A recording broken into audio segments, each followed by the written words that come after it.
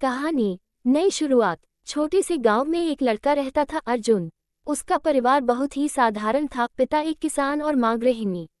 अर्जुन पढ़ाई में अच्छा था, लेकिन गांव के स्कूल में संसाधनों की कमी थी। फिर भी उसका सपना था कि वह एक दिन शहर जाकर बड़ा अफसर बने। अर्जुन रोज सुबह उठकर खेतों में पिता की मदद करता और फिर स्कूल जाता। स्कूल से लौटकर वह दोबारा खेतों में काम करता और रात को दीपक की रोशनी में पढ़ाई करता। उसके पिता ने कभी उसे पढ़ाई से नहीं रोका, बल्कि हमेशा प्रोत्साहित किया। एक दिन गांव में एक अधिकारी आया। वह सरकारी योजना के तहत गांव की स्थिति जांचने आया था। उसने स्कूल का दौरा किया और बच्चों से बात की। जब उसने अर्जुन से कुछ सवाल किए, तो अर्जुन ने पूरे आत्मविश्वास और समझदारी से जवाब दिए। अधिकारी बहुत प्रभावित हुआ और उसने प्रधान से अर्जुन की आगे की पढ़ाई के लिए मदद करने की बात कही। कुछ ही हफ्तों में अर्जुन को शहर के एक अच्छे स्कूल में दाखिला मिल गया। गांव वालों ने चंदा इकट्ठा कर उसका खर्चा उठाने में मदद की। अर्जुन पहली बार गांव से बाहर निकला।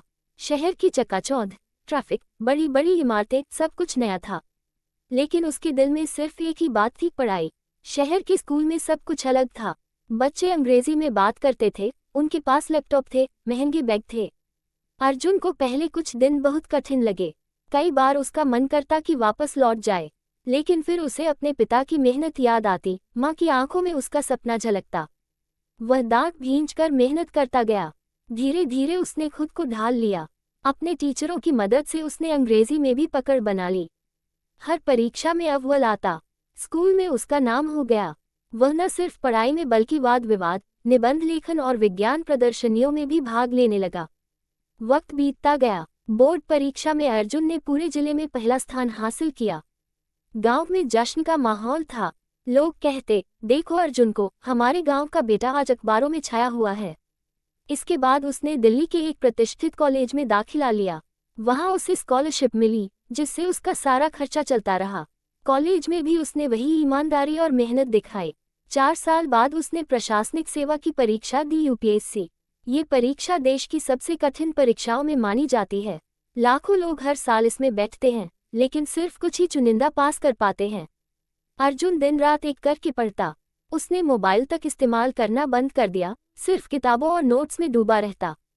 जब परिणाम आया, तो अर्जुन साथ के साथ पास हुआ। उसके माता पिता की आंखों में आंसू थे, गर्व और खुशी के आंसू। गांव में फिर से ढोल बजाए गए, मिठाइयां बांटी गईं।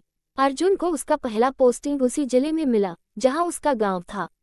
अब वह उस क्षेत्र का जिलाधिकारी था। जिस स्कूल में कभी वह बिना जूते के पढ़ने जाता था, अब वह स्कूल उसके आदेश पर नए भवन और कंप्यूटर लैब से सज गया। उसने गांवों में शिक्षा, स्वास्थ्य और रोजगार की नई योजनाएं लागू की। वह खुद हर सप्ताह एक गांव जाकर लोगों से मिलता।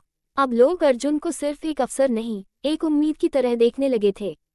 एक दिन एक छोटे बच्चे ने उससे पूछा, सर, क्या मैं भी आप जैसा बन सकता हूँ? अर्जुन ने मुस्कुराकर कहा, क्यों नहीं, बस अपने देखो, मेहनत करो और कभी हार मत मानो।